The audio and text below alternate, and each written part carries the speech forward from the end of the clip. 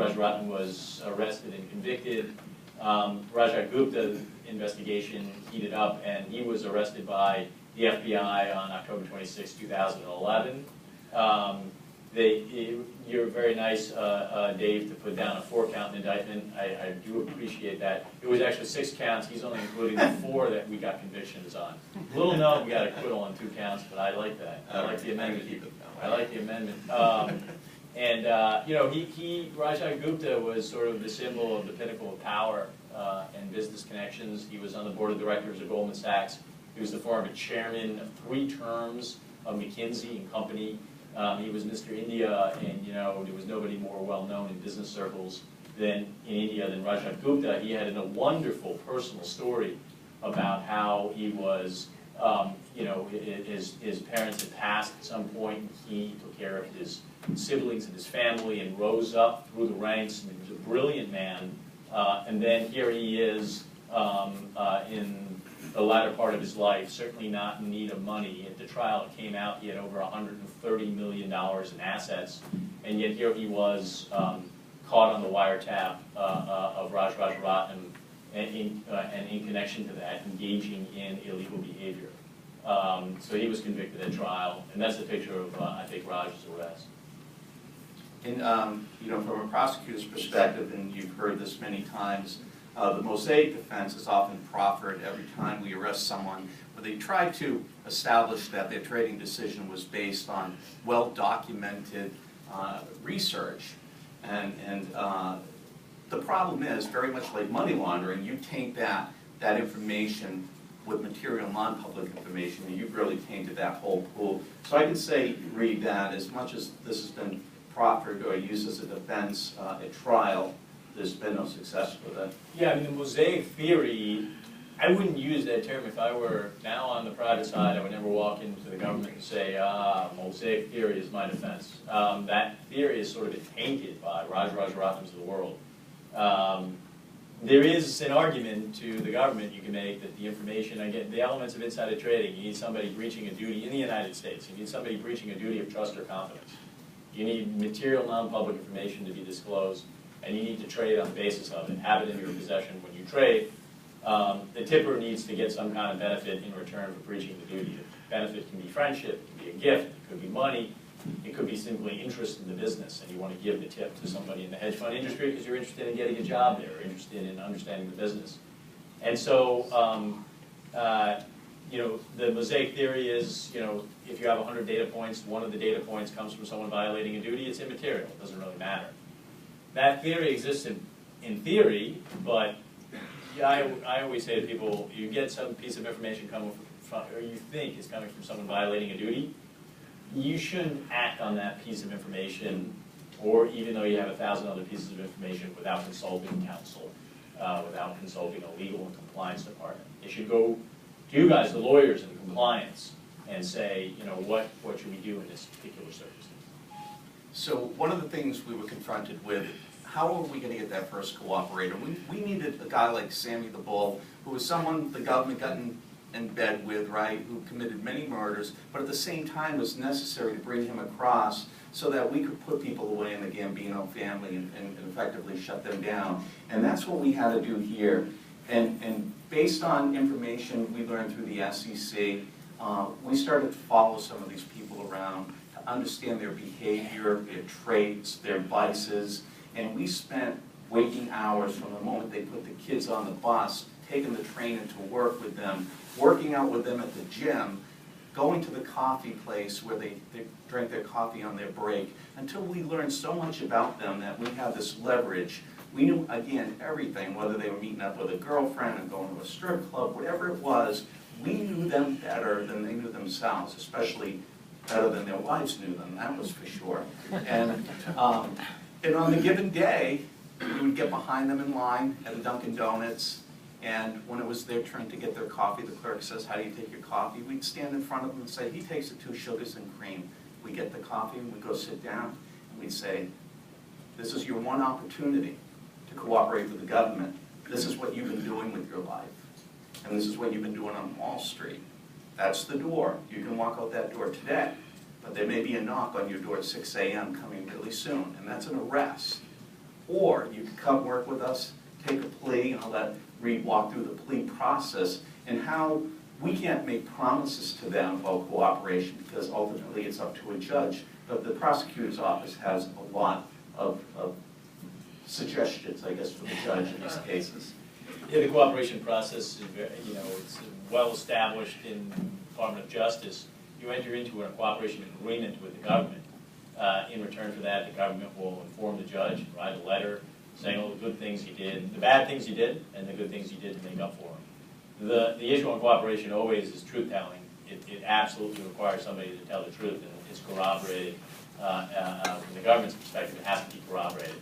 Sometimes somebody lies as a cooperating witness, and that turns out to be very, very badly for the cooperating witness.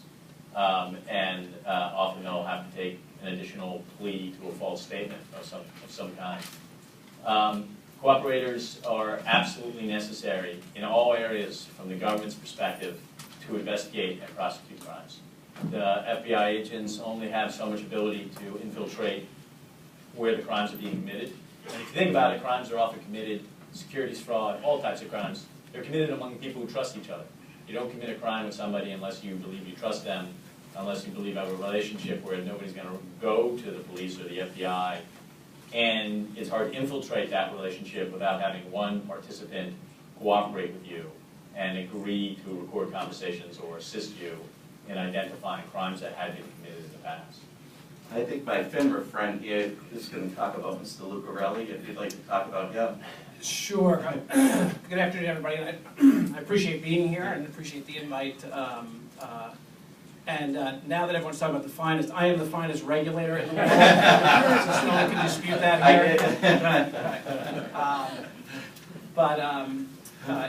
Before I get to Mr. Lucarelli, I just sort of want to explain sort of where I'm coming from. When people think of the Financial Industry Regulatory Authority, they think of oversight of the broker-dealer industry, writing rules, enforcing rules on broker-dealers, but I operate in a little bit different world. We actually work with the exchanges. We contract out with the exchanges to do their surveillance work, and the SEC requires that of the exchanges. And so I run an insider trading surveillance group out of an industrial office park in Rockville, Maryland. And I have 37 people who walk into work every single day looking for potential insider trading in the U.S. equity and corporate debt markets. And we have a very sophisticated electronic surveillance system called Sonar that tracks the price and volume movements of every single stock in the United States on all the major exchanges and the over-the-counter markets. In hearing these stories, I guess and it is World Series time, I would be the leadoff hitter and these guys would be the cleanup hitters, actually. So, to use that analogy. Now, almost all of our referrals end up going over to the SEC and then work their way to the FBI and the U.S. Attorney's offices. And in hearing Reed and Dave talk about the time frame of the Raj Ratnam case, it sort of strikes home to me because I left the SEC in 2007. In my 7 years there, I had experienced a bit of a frustration that, and I had been involved in a number of insider trading cases, that the SEC up to that point in time had never brought an insider trading case against a hedge fund in its history. I don't know if it's a coincidence, but when you left, we started. Right, yeah, the timing I think is not coincidental at all. No, because I am the finest regulator in the world. No, but what I did notice when I went over to FINRA and took this job was that at the beginning, when I first had it, I dealt solely with the SEC, and then as the years have gone on, I get regular calls and contact with the FBI and U.S. Attorney's offices for information.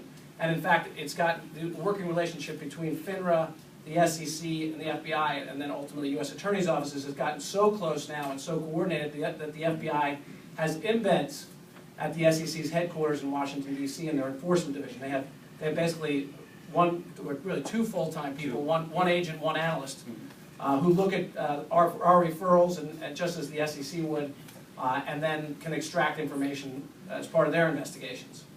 And we send over 300 referrals, insider trading referrals to the SEC every year. And we're not just doing surveillance, we're doing investigations as well, and we try and basically cultivate these investigations to the point where we can hand them over to the SEC and ultimately to the FBI and U.S. Attorney's offices, and they're fairly mature investigations, and that's our goal. That ideally we hand it to them on a silver platter, but there's always a lot of work to be done, whether in a civil capacity or criminal capacity.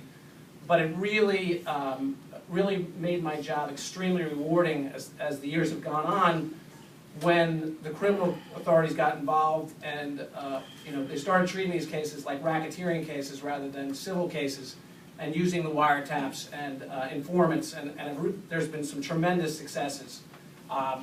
This is a case, Mr. Lucarelli hit our radar screen. He worked for an investor relations firm called Lippert Heilshorn, and Mr. Lucarelli was trading in a way that was, I would only categorize as insane, because he was literally just taking information from his investor relations firm. They would work on merger and acquisition announcements, earnings announcements before they occurred.